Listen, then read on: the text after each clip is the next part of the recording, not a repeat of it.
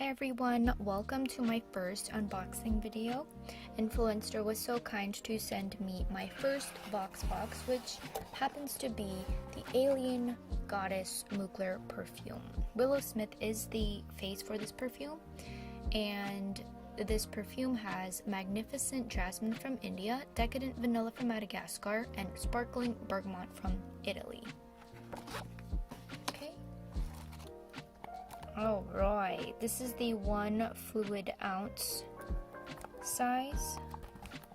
I've heard so many good things about this perfume, and I really wanted to wait to record this and open it with you guys. Oh my gosh, so excited.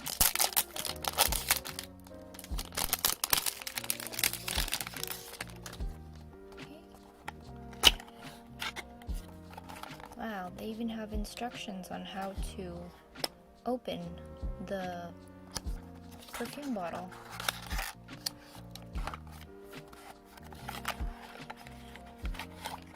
Wow, that is so beautiful.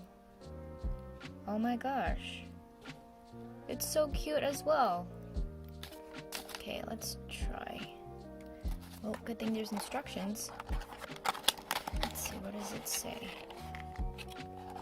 So we pull this off. Pull this off. Oops, did I break it? So I found out that the instructions on the box are actually just telling you how you can refill the bottle if you so wanted to. I thought I broke it. It's not broken.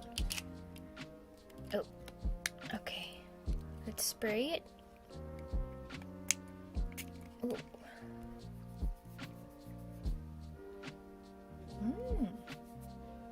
Okay. I smell the vanilla.